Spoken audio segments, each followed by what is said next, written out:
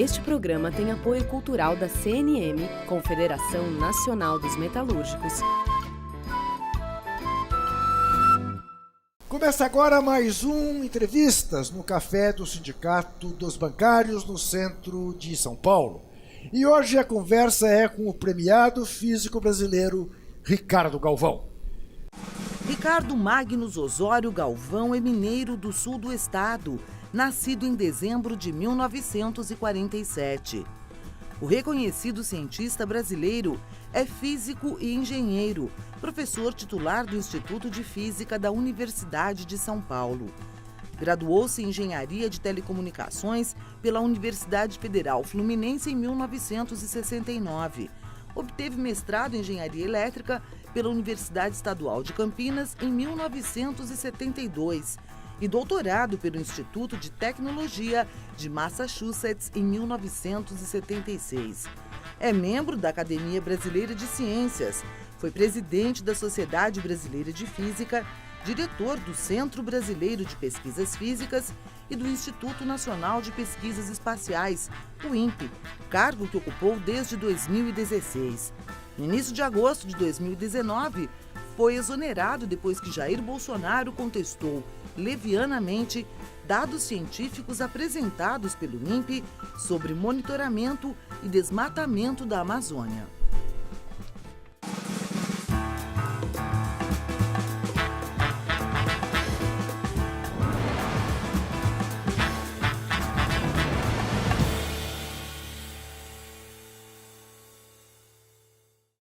Para fazer este programa estão conosco Cris Rodrigues, jornalista e especialista em mídias sociais do sítio Brasil de Fato, e também a advogada Ana Lívia Ribeiro, conselheira seccional da Ordem dos Advogados do Brasil, Seção São Paulo. Eu agradeço muito a presença de vocês duas, agradeço ainda mais a presença do professor Ricardo Galvão. E não tenho como começar essa entrevista, ainda mais quando soube aqui nos bastidores que é uma entrevista de corintiano para corintiano, mas corintianismos à parte, doutor Ricardo, dizer ao senhor da minha admiração pelo seu gesto, pelo seu ato, porque é muito difícil, infelizmente, a gente encontrar alguém que honre, dignifique uma função como o senhor foi capaz de fazer no episódio que redundou na exoneração por parte do presidente da República. E queria começar a lhe fazer uma pergunta de leigo sobre a Amazônia. A Amazônia é, de fato, o pulmão do mundo? Bom, já vou responder, mas quero começar agradecendo o convite, é uma satisfação estar com vocês aqui. E também mencionar que o embate que eu tive com o presidente da República foi numa situação que todos nós, cidadãos, temos que saber que quando aparece o bom combate, não há como recuar. Todo bom combate tem que ser enfrentado com muita dignidade. Eu o fiz, não imediatamente, pensei com calma, mas tinha certeza que era importantíssimo para a nação defender a ciência brasileira, a veracidade do trabalho científico. Bom, a Amazônia não é o pulmão da humanidade. O que as árvores absorvem de oxigênio é um pouco menos só do que elas exalam. O importante da Amazônia, isso sim, é na geração, primeiro, na geração de água. Uma árvore na Amazônia, com uma copa entre 10 metros de diâmetro a 20 metros de diâmetro, transpira por dia, na forma de vapor que vai para a atmosfera, da ordem de 600 a 1.000 litros d'água. Toda a floresta amazônica, o que ela transporta de umidade para a atmosfera, é quase o rio Amazonas ou mais. Todo o nosso regime pluviométrico aqui no sul, vocês podem ver, depende desses fluxos de umidade que vem da atmosfera superior para o sul, vai até o Ushuaia, até o extremo do nosso continente, né? São chamados rios voadores. E tem outro fator bastante importante, que infelizmente o governo não atenta, porque círculos próximos a ele não acreditam no aquecimento global. As florestas tropicais são a principal ferramenta que a humanidade tem para controlar os gases de efeito estufa. Só para ter uma ideia, a quantidade de carbono absorvida por toda a floresta amazônica, não só a floresta amazônica nossa, mas dos países pan-americanos, ela supera e muito toda a emissão de gás carbônico que nós temos usando combustíveis fósseis e outras atividades. Então, ela é um absorvedor de carbono, diminuindo a quantidade de gás carbônico na atmosfera. Professor Galvão, o senhor se referiu a quem está próximo ao presidente não acredita no aquecimento global. Eu quero pegar o verbo. A questão do aquecimento global é uma questão de acreditar? É uma questão de crença? Não, acontece o seguinte, o aquecimento global, nós vemos monitorando, há mais de uma centena de anos observamos que esse aquecimento continua. Sim. A grande questão que domina a sociedade, se ela é um efeito antrópico ou não, produzido pelo homem ou não, né? Havia dúvidas sobre isso, e vários modelos foram desenvolvidos, e hoje se mostra que o efeito antrópico é importantíssimo na geração de gases de efeito estufa. Ainda é discutido em alguns setores científicos, mas só o que é discutido é a exatidão de alguns modelos. Mas, para nós regularmos o efeito do aquecimento global, não há dúvida nenhuma que nós temos que diminuir a nossa emissão de gases de efeito estufa. Daí o ministro vai à Itália, estava frio, o senhor vem com essa conversa de aquecimento. Cris, por favor, faça a sua primeira pergunta. Obrigada pelo convite. Professor, o senhor participou de um debate na Globo News no início de agosto, em que o ministro Ricardo Salles disse para o senhor que o nacionalismo do seu discurso é uma coisa indisfarçável, quase acusando por excesso de nacionalismo na defesa da Amazônia. Agora, mais recentemente, o presidente Bolsonaro falou que o interesse na Amazônia não é no índio nem na árvore, mas é no minério. Isso ele estava falando a garimpeiros. Como é que o senhor avalia que são essas relações do governo com os agentes interessados no assunto, os garimpeiros e os madeireiros por um lado, os indígenas por outro? Quais são os interesses do governo na Amazônia? A tua pergunta é muito relevante, Cris. E eu devo dizer, depois na Globo News, daquele painel junto com o ministro Ricardo Salles e o Marcelo Brito, eu devo dizer que uma das vezes na minha vida que eu saí mais triste e indignado. Sabe? Primeiro, de ver um ministro da Meio Ambiente atacar de forma brutal a ciência brasileira. Depois do embate, nós ficamos conversando quase uma hora, eu fiquei mais triste ainda. Sabe? Primeiro, por dizer que ele não acreditava na ciência brasileira, porque a ciência brasileira estava toda aparelhada pela esquerda, que nós éramos contra os americanos, que é um absurdo total. Eu mesmo me doutorei nos Estados Unidos, não teria uma imagem dessa de maneira nenhuma. Usando a ciência, o ataque à ciência para esconder aquilo que eles deveriam estar fazendo. Né?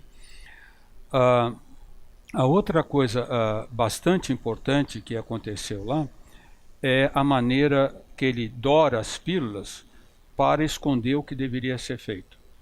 O embate que eu tenho tido com o ministro Ricardo Salles vem desde o começo do ano, mas é claro que não saiu na imprensa e a sociedade não sabia. Né?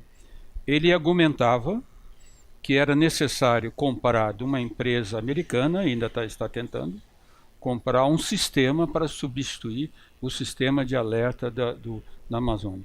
Até sou muito grato aos advogados, que eu fui chamado no Ministério Público Federal, aqui em São Paulo, e eles estão com uma ação para tentar embargar essa licitação do Ministério do Meio Ambiente. Você note, um dos picos de desmatamento que nós tivemos na história foi em 2004, no governo Lula, foram 27.500 km². A grande ministra de então, Marina Silva, solicitou ao INPE desenvolver um sistema de alerta. Esse sistema de alerta, e ela atuando em cima dos dados do INPE, com a decisão que nós conhecemos dessa senhora, reduziu o desmatamento de 2004 até 2012, 80%. Caímos de 27.500 a pouco mais de 4.200 quilômetros quadrados de desmatamento. Isso foi considerado pela revista Nature, uma das mais importantes revistas científicas do mundo, foi o alarde como o maior resultado exitoso de combate de preservação do meio ambiente. Na revista Nature, né? Mencionei isso ao ministro e ele falou assim, olha, isso daí é um absurdo, é outra vez essa maquinação da esquerda que usa a ciência para isso. Isso realmente me deixou muito triste. Meu Deus, a revista Nature virou uma revista de esquerda? Esse pessoal não lê revista científica e não tem conhecimento das coisas que acontecem, né? E eu tive também, não saiu na imprensa, mas uma das conversas que, aliás, saiu um pouquinho naquela discussão, por exemplo, mineração em terras indígenas, que foi uma discussão grande que eu tive com ele. A BBC, em 27 de junho, saiu um artigo da BBC mostrando exploração de minério, principalmente em nióbio, em terras indígenas. Desde março, o INPE vinha dando alarmes dessa mineração, que eles nunca consideraram importante. Ora, Juca, me diga, e aí é que eu chamo do capitalismo selvagem. Com esse capitalismo selvagem, nós não vamos controlar o nosso meio ambiente. Para que explorar nióbio em reserva indígena, se o Brasil produz cerca de 90% do nióbio mundial? É só em Araxá e ver, certo? E para que eu vou agora colocar empresas estrangeiras lá? Então esses embates, essas discussões que eu tenho colocado no governo, foi o grande motivo daquela discussão com o ministro Ricardo Salles. Ana Lídia. Professor Ricardo, considerando esse ataque, né, em relação aos dados científicos, como que o senhor avalia essa providência que o ministro pretende tomar dessa contratação internacional, essa questão também de não observância do princípio da transparência, né, que a nossa Constituição Federal indica com relação a todos os atos estatais e principalmente com relação aos dados científicos que podem contribuir para a realização de políticas públicas estatais? Essa é uma outra pergunta muito importante, eu agradeço, e foi na parte da discussão que eu tive com o ministro Ricardo Salles também. O Plano Nacional, Plano Brasileiro de Mudanças Climáticas é regulamentado por lei. A Lei 12.187, e teve um decreto no ano passado, que dá as obrigações do governo federal com relação à questão de mudanças climáticas, né? Essa contestação que eles fizeram me indignou muitíssimo. Eu fiquei realmente, honestamente, quando eu soube da coisa, eu não tinha visto o presidente Bolsonaro falar. Eu estava num evento científico na Universidade Federal Fluminense, em Niterói, e quando me telefonaram e me avisaram, eu realmente passei mal. Se estivesse com a minha esposa, eu tinha desmaiado, porque eu tenho 48 anos de serviço público. Nunca fui atacado dessa forma. Então ainda fico emocionado com isso. Pois bem, acusar cientistas que ele me fez, numa coletiva internacional, de os INPE prover dados mentirosos, os dados não são gente, alguém mentiu. Quem mentiu foram aqueles que fizeram esses dados. E eu os conheço todos, pesquisadores de altíssimo nível, membros de corpos editoriais de revistas científicas. E na comunidade científica, dizer que um cientista mente sobre seus resultados pode significar o fim da carreira dele. É terrível, certo? Principalmente quando fala o presidente da República. Infantil, absolutamente, aquela que eu falo, insisto, de conversa de botequim, que não se pode fazer, né?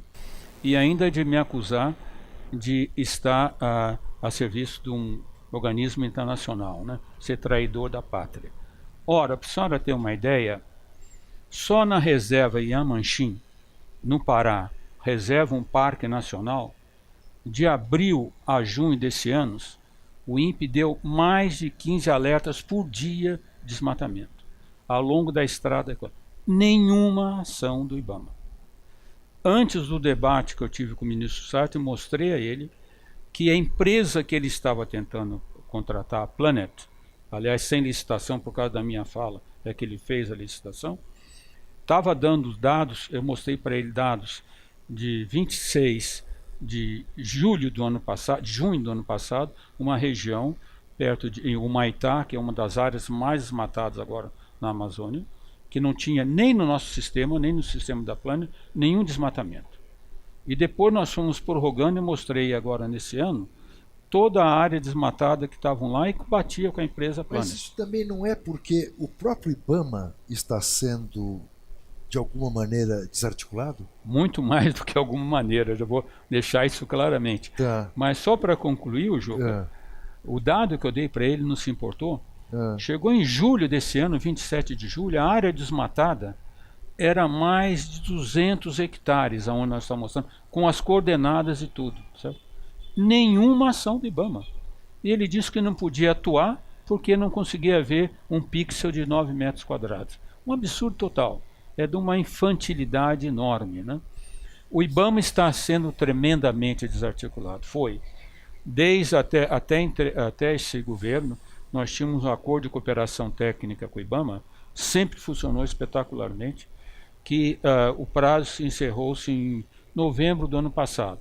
Então nós esperávamos que com o novo governo ia renovar o acordo de cooperação técnica e vamos continuar. Desde que o governo assumiu, nunca o INPE foi contatado pelo Ministério do Meio Ambiente. Nunca.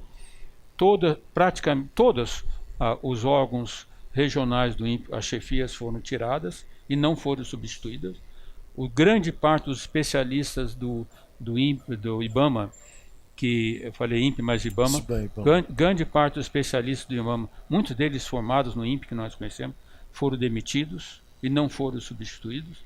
Então já havia claramente uma proposta de desarticular as ações de combate ao desmatamento. E esses que foram demitidos, em regra, substituídos por militares? Eu acho que é a chefia. As chefias. Não acredito que as pessoas operadoras... Eu vou querer depois, no próximo bloco, professor Galvão, que o senhor explique para a gente, na sua visão de tantos anos de serviço público e de tanta experiência, o que está se dando, por exemplo, no Exército Brasileiro, quando eu digo substituídos por militares, em tese, nenhum problema. Na prática, a cumplicidade aparente do Exército Brasileiro com essa política de desnacionalização num organismo que sempre foi defensor dos interesses nacionais. A gente vai fazer um rápido intervalo, vamos voltar com esse tema.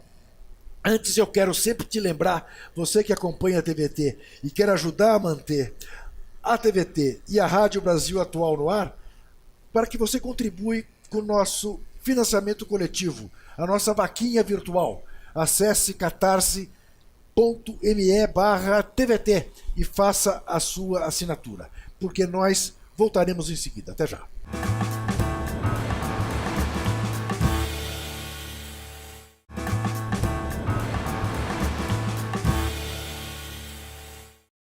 Voltamos ao Café do Sindicato dos Bancários, no centro de São Paulo, com o programa Entrevistas, conversando hoje com o professor, o cientista, o renomado, premiado cientista brasileiro, Ricardo Galvão, que por todas essas qualidades, evidentemente, foi exonerado pelo presidente da República.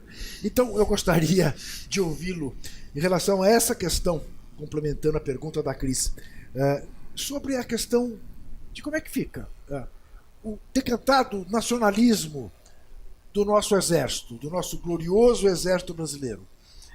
Essa é uma pergunta muito importante, eu quero aproveitar até para complementar a resposta à pergunta da Cris.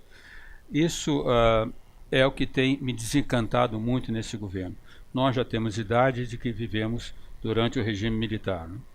No regime militar era bastante truculento, perseguição a ideias de esquerda fortes, mas não havia obscurantismo.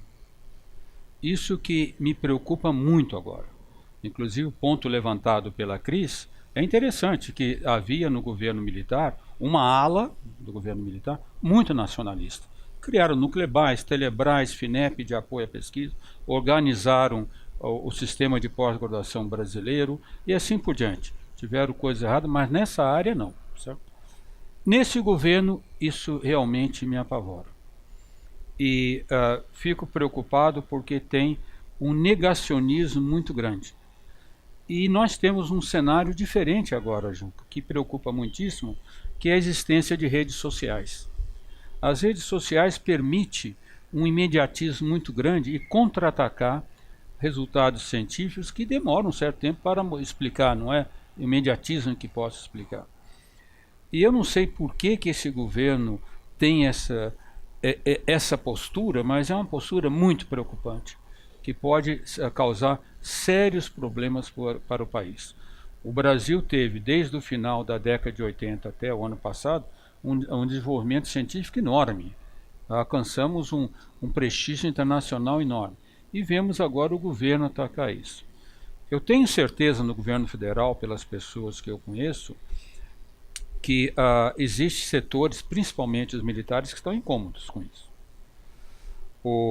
A Academia Brasileira de Ciências faz sua reunião anual sempre, nos últimos anos, sempre na Escola Naval. E nesse ano, na reunião que houveram vários ataques à política do governo com relação ao apoio à ciência, à pesquisa científica. E o discurso foi fechado pelo comandante da Marinha, não, o ministro comandante da Marinha. Ele terminou com a sua última frase dizendo: para a Marinha do Brasil, a primeira linha de defesa de um país é seu progresso científico e tecnológico. Então, mesmo dentro desse governo, existem pessoas preocupadas com isso. Mas o círculo próximo do presidente não. Extremamente negacionista e de um obscurantismo muito forte. Quem sabe a gente veja um porta-aviões da Marinha Brasileira aportando ali no Lago Paranaguá, só para chamar a atenção do presidente. Professor, como era a sua relação com o ministro, nosso ministro astronauta?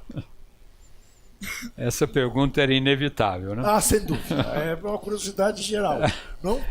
Bom, quando o ministro Marcos Pontes foi indicado, houve uma certa esperança na comunidade científica.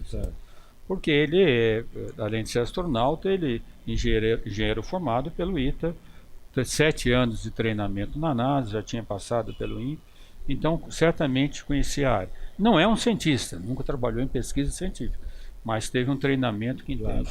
E toda vez que a questão do aquecimento global era trazida a ele dizia: essa não é uma questão política, é uma questão científica. Então eu tinha grandes esperanças com relação ao posicionamento dele. Mas realmente ele me decepcionou.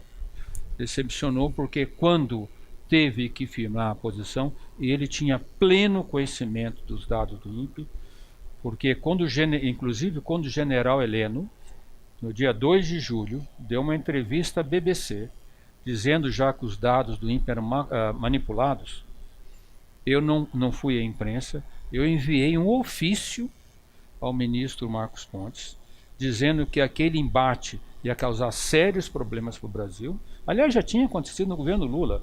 Foi um embate com o governador Blairo Maggi, que o INPE mostrou que o governador estava completamente errado. E que ia dar sérios problemas, e propondo que ele abrisse um canal de comunicação através do Ministério do Meio Ambiente e que o INPE até desenvolvesse, se ele precisasse, ferramentas especiais para esses ministérios para poderem interpretar nossos dados. Juca, nenhuma resposta. Nenhuma resposta. Aí que eu fiquei muito decepcionado, que é um pouco aí mostrou o aspecto, disseste, da questão de militares, né? Um problema tem um governo muito dominado por militares, principalmente no Ministério de Ciência e Tecnologia, que tem mais de 10 oficiais exercendo cargos públicos lá. A hierarquia militar é ortogonal à pesquisa científica, em certo senso. Porque um cientista, aliás, eles até me disseram, a primeira coisa que faz um cientista é contestar. Contestar, claro. Quando você lê, você já contesta. Claro. Certo? E eles não aceitam muito isso facilmente. Claro. Exige a disciplina. Existe uma disciplina que não se aplica quando nós estamos falando de resultados científicos. E é sempre bom lembrar, porque é recente, que agora dados do INPE que mostram que houve uma queda no desmatamento são aceitos pelo ministro, que não aceitava os dados que mostravam a ampliação dos desmatamentos. É, no mínimo, uma contradição, né? Olha, eu não sei se é tanto contradição, Não mas é falta de vergonha na cara. eu acho que é mais efeito da pressão enorme que ele sofreu. Tá, A pressão internacional enorme, eles tinham que recuar. tá. Eu acabei agora de dar uma entrevista para a televisão alemã e estive na semana passada, durante 2 dias, percorrendo a Amazônia com a televisão holandesa. Certo? Tá. A pressão internacional é enorme. Certo?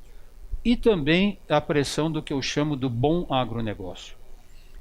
Após aquele debate na Globo com o ministro Ricardo Salles, o Marcelo Brito, que estava lá, até o ajudando um pouco, mas depois do debate ele falou: Ricardo, vocês têm que mudar o discurso, senão vocês vão afetar violentamente as nossas exportações. Claro. Certo? Nós, por exemplo, vocês sabem, com a moratória da soja em 2008, nós quase quintuplicamos nossa produção de soja sem desmatar 1 metro quadrado da Amazônia. Certo? Então, mas a competição é enorme. Claro. Se fala no exterior que o Brasil está vendendo, desmatando a Amazônia, Sim. acaba nossas exportações. Sem dúvida nenhuma. Cris? Eu queria resgatar ainda a questão da ciência que o senhor estava comentando. A gente vê um ataque desse governo à educação, não só com os cortes de orçamento, mas também no discurso, né? O senhor mesmo estava comentando que deslegitimava os cientistas do INPE e o tempo inteiro questionando dados científicos. O senhor acha que tem uma postura organizada de ataque ao conhecimento, de ataque à ciência? E assim, quais são os impactos que o senhor enxerga que isso pode trazer para o Brasil, para o desenvolvimento do país, no médio, no longo prazo? Olha, Cris, eu não sei se tem um posicionamento estruturado, organizado contra a ciência, mas existe no governo personalidades muito fortes falando contra a ciência. Né? Quando o Juca acabou de falar, né? Quando vai o ministro, o chanceler Ernesto Araújo, falar contra o aquecimento global, certo? Uma coisa absolutamente anticientífica, dando um exemplo que é absolutamente ridículo. Certo? Absolutamente ridículo, porque teve um dia mais quente, mais frio no verão na Itália, mostra que nem sabe o que é uma média, o que é temperatura média. Então isso denigre muito a imagem do país. Tá? Toda vez que o presidente... Tu fostes muito educada a falar com o presidente da República. Né?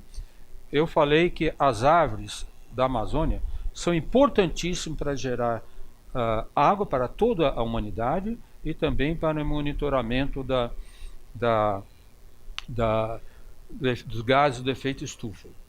Quando o presidente fala a favor da mineração, como diz o Juca, e utiliza uma palavra que, como diz no Rio Grande do Sul, nenhum piá de boca limpa reproduziria, né, para atacar as árvores, isso tem uma repercussão enorme. Certo? Não precisa nem estar organizado. Se o presidente da República se põe dessa forma, a destruição do país é enorme. Ele nos acusou de estar divulgando dados que nós estávamos fazendo para respeitar a lei de acesso à informação, divulgando dados, e prejudicando para isso. Quem prejudica para isso é o que ele diz. Certo? Ele, se ficasse de boca fechada, faria um grande benefício para o país. É importante, só, se eu não estiver enganado, só pontuar isso antes da Ana Lívia. O trabalho do INPE sempre foi, tem um aspecto do trabalho do INPE que é praticamente associado à NASA. Não, nós temos o INPE tem várias colaborações internacionais importantes. Sim. A primeira nós temos com a NASA, que desenvolvemos um satélite. Mas isso não é coisa de comunista. Por que com a NASA? É porque essas pessoas que acusam, eles não têm conhecimento e são muito primitivos, Ju. Tá. Muito primitivos. Nós temos o INPE, aí não entra ideologia de jeito nenhum. O INPE tem acordos com a NASA, com a Agência Espacial Europeia. O INPE é um hub de divulgação de dados dos satélites da Agência Espacial Europeia. E o INPE tem também uma colaboração que é considerado um dos exemplos paradigmáticos de colaboração Sul-Sul com a China. Completamos 30 anos desenvolvendo satélites junto com a China de monitoramento da Amazônia, que tem uma importância muito grande na nossa divulgação de dados. Certo? Quando nós estamos falando em ciência, de forma nenhuma nós, nas colaborações científicas, olhamos a carteirinha ideológica de jeito nenhum. Nós queremos saber a capacidade científica dos nossos parceiros. Mas depois da Ana Lívia eu vou querer saber, não será esse o risco? A China vai tomar a Amazônia? E esses são vermelhos. Ana Lívia. Professor Ricardo, considerando que é consolidada essa questão de preservação do meio ambiente, da sustentabilidade, né, mundialmente falando, como o senhor avalia o planejamento, né, o plano de desenvolvimento nacional que esse governo traz, né, não se associando à questão da ciência e da tecnologia e também se desvinculando dessa ideia de uma exploração da atividade econômica com freios, né, de forma sustentável? Olha, essa é outra pergunta bastante importante. Eu não conheço todo o plano do governo, mas a maior parte do que eu tenho visto é praticamente inexistente, sabe? Então, por exemplo, o ministro Ricardo Salles agora, ele queria propor para a Amazônia exploração capitalista que explora de forma sem respeitar o meio ambiente, né? Ele queria colocar a gente... Eu não sei exatamente que plano ele tinha, mas aí ele começou a falar, quando ele escutou o nosso grande cientista Carlos Nobre, começou a falar que nós sempre falamos do desenvolvimento sustentável da Amazônia. Mas tem uma coisa muito importante, que quando se fala de plano, principalmente sobre a Amazônia, tens que ter um plano muito bem feito, estratégico, muito bem elaborado, discutido com a sociedade, se Deus quiser até aprovado pelo Congresso, se for possível. Certo?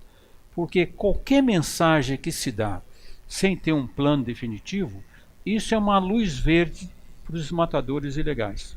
Por exemplo, só dar, por exemplo, um dado do Brasil, o presidente Evo Morales começou a falar esse ano passado, final do ano passado, de uma ocupação maior da Amazônia boliviana, sem ter um plano bem elaborado. O desmatamento na Amazônia boliviana esse ano cresceu 50% em relação ao ano passado. Quando se fala em questões desse tipo, que é uma panela fervente em Amazônia, não é complicada, é preciso ter coisas muito bem elaboradas. E é possível fazer isso. É bastante possível. Nós temos vários exemplos, inclusive na própria produção do óleo de palma da empresa do Marcelo Brito, que faz exploração absolutamente sustentável e respeitando a biodiversidade. Mas não tem um plano bem elaborado, não tem nada bem executado, propostas bem feitas para esse governo com relação principalmente à exploração da biodiversidade da Amazônia. Na sua avaliação, o presidente francês Macron cometeu uma gafe ao falar em internacionalização da Amazônia? Ou foi apenas a manifestação de alguém que estava indignado com o que estava vendo? Olha, eu não sei se é gafe ou indignação, mas foi um grande erro. Foi um grande erro. Foi um grande erro, porque ele entregou uma arma poderosa na mão do presidente Bolsonaro. Certo? Nenhum presidente, nenhum país do mundo aceitaria um questionamento sobre sua soberania. Como eu disse, eu estive há 2 semanas na Amazônia e falando com os donos, alguns fazendeiros pequenos, etc., gente até humilde, todos eles defendem Bolsonaro. Falou, o estrangeiro agora quer invadir a Amazônia e o presidente está defendendo. Ele deu uma arma poderosa na mão do presidente Bolsonaro. É claro que a questão, eu tenho falado muito isso com os organismos internacionais, vou até agora na França e depois nos Estados Unidos no começo de novembro. Para resolver esse problema de sustentabilidade, os países do mundo todo têm que entender que também eles têm certa responsabilidade. Nós temos uma soberania, temos que ter uma soberania responsável, mas as propostas deles têm que ser construtivas e viáveis. Por exemplo, o diesel, não tenho certeza, mas quase 60% de toda a madeira ilegal da Amazônia continua sendo vendida na Europa. Certo? Vocês têm um exemplo que o Dr. Carlos Nobre sempre dá, muito interessante, que é o exemplo do açaí. Nós exportamos muito açaí. Mas se vocês forem no exterior, 20 dos principais produtos do açaí são produzidos no Vale do Silício, na Califórnia. Por quê? 2 surfistas americanos, eu acho que um deles, acho que engenheiro de alimentos, no Brasil se interessou pelo açaí, imediatamente foi e desenvolveu técnicas para produtos usando açaí. Ora, isso se a humanidade está interessada em desenvolvimento sustentável, não só da Amazônia, das florestas tropicais, deveriam incentivar suas indústrias a fazer lá na Amazônia, certo? Inclusive, nós poderíamos ter mecanismos internacionais, como a ISO 9000 e todas as outras, que favorecesse empresas que vendessem produtos explorados de forma sustentável das florestas tropicais, certo? Com abatimento de imposto de importação, várias coisas. Existem várias propostas que podem ser construtivas, certo? Não é necessário colocar o presidente Bolsonaro dizendo que vai invadir a Amazônia. Isso deu uma arma, infelizmente, poderosíssima na mão dele. Nós vamos fazer mais um rápido intervalo e daqui a pouco a gente volta. Até já!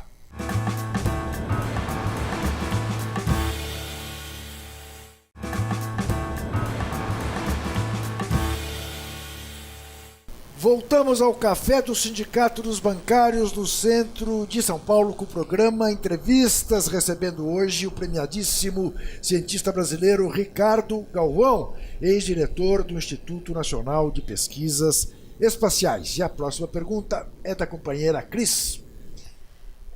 Bom, agora passados 2 meses desde esse enfrentamento em relação aos dados de desmatamento, que acabou resultando na sua demissão do INPE, como é que o senhor avalia que evoluiu o debate sobre a Amazônia? Quais são os riscos que a gente ainda tem pela frente, os maiores riscos agora? Essa é uma pergunta bastante importante também, Cris. Quando o Brasil foi descoberto, nós estimamos que a Amazônia tinha 4 milhões de quilômetros quadrados de floresta, a Amazônia brasileira. Maior. Nós temos da ordem de 60% de toda a Amazônia. De lá até agora, nós desmatamos cerca de 20%. Mas a maior preocupação é a taxa, porque 11% foram de 1988 até agora. Desmatamos 20 do que tínhamos. Desses 20, 11% foi de 1988 para cá. Tá. Então, qual é o problema? Existem vários estudos teóricos, mas muito bem feitos, mostrando que, como nós já mencionaste, se a Amazônia for desmatada da ordem de 25% a 40%, a tendência a se tornar uma savana vai ser irreversível. Ora, em 30 anos nós desmatamos 11%. Não da Amazônia brasileira, de toda a Amazônia. Mas a Amazônia toda está correndo risco. Só para dar um exemplo, eu estive com a televisão holandesa que esteve agora na Colômbia. Toda a área que a Farc deixou de ocupar, como eles protegiam a floresta como esconderijo, está toda sendo desmatada agora. Certo? Então, na Bolívia também.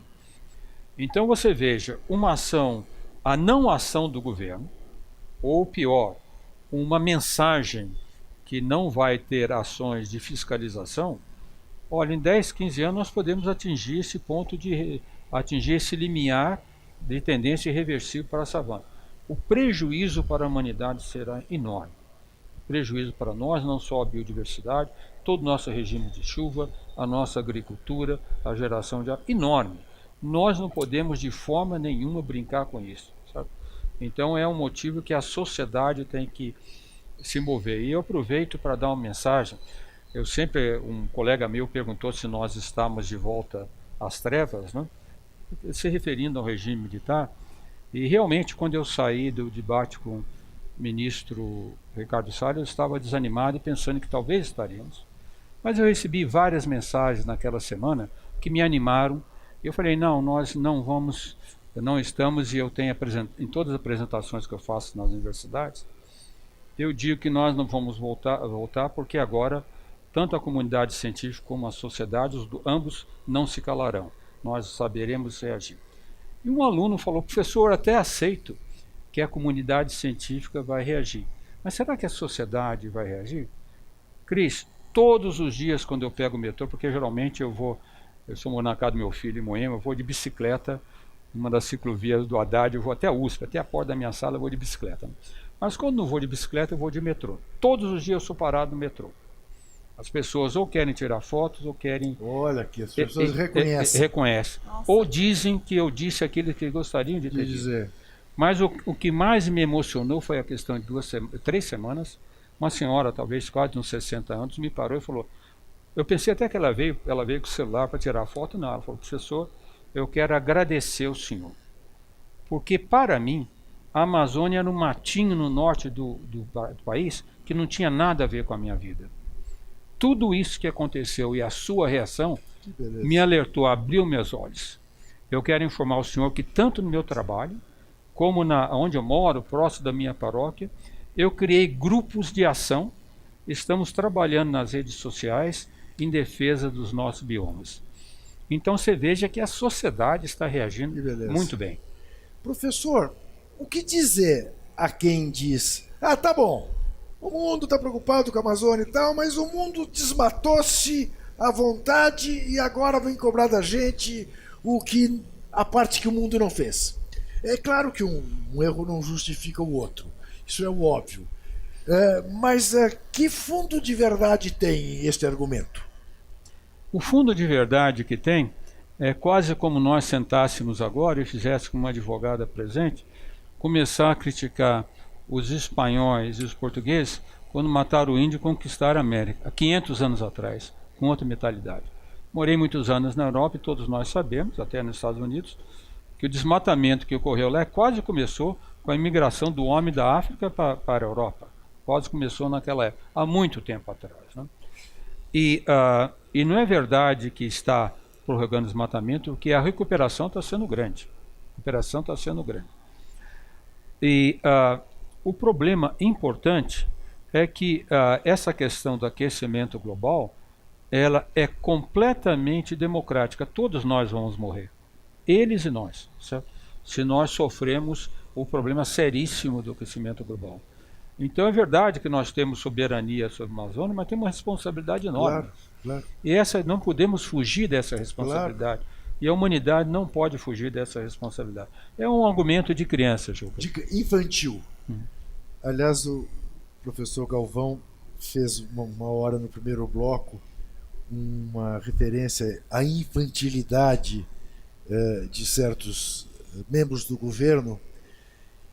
Eu confesso a você, minha caríssima amiga, meu caríssimo amigo, eu adoraria que fosse infantilidade. O professor é muito educado. Ana Lívia.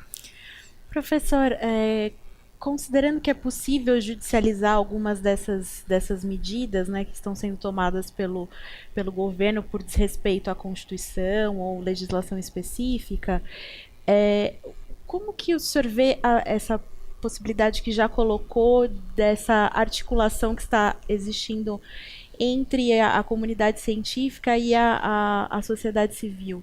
Como que o senhor vê a possibilidade de uma articulação da comunidade científica também fomentando uma atuação da sociedade civil nessa perspectiva da preservação do meio ambiente e mesmo dos dados científicos? A comunidade científica ela tem agido de maneira bastante forte, né? Inclusive no Legislativo, na semana passada fizemos marcha, fomos ao Legislativo. Eu mesmo já tive em 2 audiências, uma na Câmara Federal, na audiência de censura Nunca Mais, e também onde foi tacada a questão do meio ambiente, aliás, do negativismo com relação ao resultado científico, também é uma forma de censura.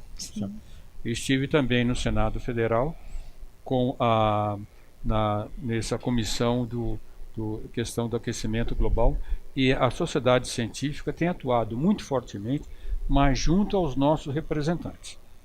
E temos cientistas, por exemplo, nós temos cientistas que quando falam eles são ouvidos. José Goldenberg, por exemplo. Se o José Goldenberg fala alguma coisa, ele é muito ouvido. E temos outros que estão atuando de forma bastante impactante. O contato com a sociedade é muito mais difícil, e aí eu tenho explorado uma outra ferramenta, né? Que é a ferramenta que eu não uso, mas sei que os jovens usam, as redes sociais. é absolutamente necessário, e muitos jovens da área científica estão fazendo isso, que nas redes sociais eles começam cada vez mais a defender, usando argumentos científicos, e não a leviandade de muitos nas redes sociais, contrapondo os argumentos do governo. Isso daí é muito importante, mas eu gostaria principalmente de falar do judiciário. Eu dei palestra já em 2 lugares, que 2 advogados que trabalham, um foi no Rio Grande do Sul, o outro em Curitiba, no Paraná, que tem grupos preocupados com a questão do meio ambiente e as ações legais. Como eu disse, o compromisso do Brasil, que é chamado NDC, que é o compromisso que o Brasil tem, aliás, repetir de outra forma, o governo Bolsonaro tem dito que o nosso desmatamento é pequeno, porque é menor que a média dos últimos anos. Isso é verdade, mas é um engano a povo, porque nós temos um compromisso fixado por lei e por decreto do ano passado, que até em 2020 nós temos que desmatar menos que 80% da média de 1996 a 2005. Isso dá 3.900 km². Só o ano passado desmatamos 7.500 e esse ano vamos chegar perto de 10.000. Então cumprir isso daí no ano que vem vai ser muito difícil. Ora, essa é uma lei do Estado brasileiro. E só esse ano o desmatamento no governo Bolsonaro começou antes, ele tem toda a razão, no governo Dilma, mas só nesse ano nós quase que dobramos de janeiro a agosto, quase que dobramos o desmatamento do ano passado. Então é sim necessário que o Ministério Público e outros tenham ações civis quanto às ações do governo com relação ao respeito à lei. Isso é muito importante, isso pode segurar muito. Agora, isso é crime de responsabilidade, em última análise, não é? Exato, é crime de responsabilidade. Isto pode redundar no processo de impeachment. Eu não sei se é processo de impeachment, ou se é, talvez possa, eu não sei, ou se é só uma arguição, eu não sei bem o termo que usa, porque eles podem reverter, né? Falando nisso, retomando uma conversa que a gente teve ainda antes do programa começar, professor, o senhor revela uma grande preocupação em relação à interrupção das pesquisas científicas no Brasil. Quer dizer, estamos enfrentando, dentro deste movimento obscurantista, até isso, um corte no financiamento de pesquisas. O corte tem sido muito grande, certo? Já começou anteriormente também esse governo, mas a situação agora era justificada pela crise econômica, né? Mas a situação agora é extremamente preocupante. Primeiro, com o corte de verba para as bolsas de pesquisa que sustentam a pesquisa no Brasil. Para vocês terem uma ideia, no final da década de 80, o Brasil produzia só 0,4% de toda a ciência mundial, contada em publicações científicas. Hoje nós chegamos a 2%. Na sua campanha, o presidente Bolsonaro disse que ia aumentar os investimentos em ciência e tecnologia até 10%. Não está cumprindo isso. Certo? Está fazendo ameaças de mudar completamente o sistema do FNDCT, que é o Fundo Nacional de Ciência e Tecnologia, que financia a ciência e tecnologia, tirar os recursos do FINEP, que é o órgão principal de financiamento das pesquisas científicas, e passar para o BNDES. Isso tudo feito sem um planejamento discutido com a comunidade científica. Isso não pode ser feito sem discutir claramente com a comunidade científica. Então a preocupação é extremamente grande, todo mundo muito preocupado. Podemos, o maior projeto de pesquisa atualmente no Brasil, tem 2 projetos enormes no Brasil, que é o Laboratório de Luz 5 de Campinas e o Reator Multipropósito Brasileiro, que é uma coisa essencial para a geração de radiofármacos para tratamento de câncer, o Tecnes. Esses 2 projetos estão com a ameaça de serem, se não forem descontinuados, parados. Sabe? Isso é coisa que não pode ser feito, porque são recursos, nós estamos falando talvez, para os 2 talvez de pouco menos de R$1 bilhão, é nada no governo. E o que mais preocupa, Juca, só para terminar, não é só o presidente Bolsonaro, é que o ministro Paulo Guedes parece ter uma depreciação enorme com relação à ciência e tecnologia. Mesmo sendo uma pessoa bem formada, doutorado, parece que tem uma visão extremamente depreciatória com relação à questão de ciência e tecnologia. É uma coisa terrível, porque, digamos, aqueles que a gente imaginava que poderiam, de alguma maneira, trazer luzes à cabeça do presidente, ao contrário, se tornaram ainda mais obscuros. Cris. E uma outra questão que foi colocada durante esse processo todo em relação à Amazônia era que o presidente Bolsonaro falou na possibilidade de os dados dos institutos passarem antes pelos ministros responsáveis e pelo presidente, antes de serem divulgados a público. Como é que o senhor enxerga isso, a questão do ponto de vista da transparência e do controle público e enfim... Essa é outra pergunta interessante. Isso é outra forma de censura, né? Sim. Na verdade, não é bem forma de censura. Vou te explicar por quê. Isso, da verdade, é uma desculpa também para não ação. O que acontece? Como eu dizia, o INPE sempre teve um acordo de cooperação técnica com o IBAMA. Os dados dos nossos sistemas de alerta, nós não temos que passar para o governo. O IBAMA tem acesso direto ao banco de dados do INPE.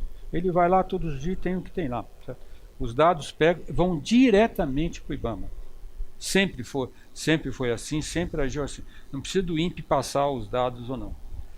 Nós tínhamos, no ano passado, eu mencionei um acordo de cooperação técnica com o IBAMA, que antes de divulgar os dados na rede, nós segurávamos por 5 dias. Por quê? Porque ainda foi na gestão do ministro Sarney no meio ambiente, eles detetaram, o Ministério do Meio Ambiente detetaram, que os grandes desmatadores, não se iludam, esses grandes desmatadores ilegais, não é o fazendeirinho pequeno que vai cortar a lenha para comer, não. São empresas grandes que investem em máquinas, têm equipamentos, porque desmatar fortemente na Amazônia não é fácil. Sabe? Eles estavam contratando pessoal de informática para ter acesso aos dados do INPE, para saber se estavam monitorados ou não. Então o IBAMA pediu que nós segurássemos por si quanto aí. Isso é possível na legislação brasileira, desde que tenha um instrumento superior. E nós assinamos um adendo ao Acordo de Cooperação Técnica, segurar por 5 anos, assinado por mim, pelo Sueli Araújo, presidente do IBAMA, e pelos ministros, Sarney e Kassab. E aí o INPE segurava por 5 anos, por 5 dias, só o máximo que podia. Como encerrou esse acordo, a validade foi até novembro, o governo não renovou, o INPE foi obrigado a divulgar na sua página. É a lei de acesso à informação. Divulgar todos os dias. Sabe? O que aconteceu foi simplesmente a Globo e outros órgãos, até tem uma jornalista do estado de São Paulo, a Giovana, que é uma especialista em questão do meio ambiente. Ela sabe acessar os dados do INPE melhor que eu. Vai e acessa e vê que tem de informação. Isso tem que ser feito a si mesmo. A sociedade tem que ter transparência sobre esses dados. Né?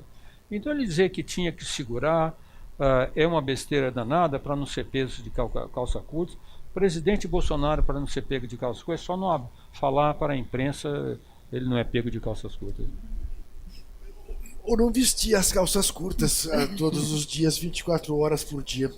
Infelizmente, nosso tempo acabou. Ana Lívia, Cris, muitíssimo obrigado. Vocês foram valiosíssimas. Obrigada. Nessa conversa com este corintiano admirável, a quem rendo mais uma vez muito obrigado, as minhas homenagens. Foi uma satisfação falar contigo. E obrigado por essas lindas moças que fizeram várias perguntas muito boas. Eu tive um grande amigo, que era um excelente jornalista, Jorge Skosteg, durante algum tempo foi âncora do Roda Viva, inclusive. Morreu muito cedo, porque fumante, veterado. Jorge Skosteg, gaúcho, dizia, quando queria elogiar alguém: é uma honra ser seu contemporâneo. Faço minhas as palavras dele. Muito obrigado, muito obrigado. Agradecemos também a você e lembramos que o Entrevistas vai ao ar toda quinta-feira às 10 da noite aqui na TVT de São Paulo, canal 44.1, no YouTube, ao vivo, a qualquer hora, em qualquer lugar do planeta. Para nos apoiar, acesse o endereço catarse.me/TVT. Até semana que vem. E não se esqueça, desesperar jamais.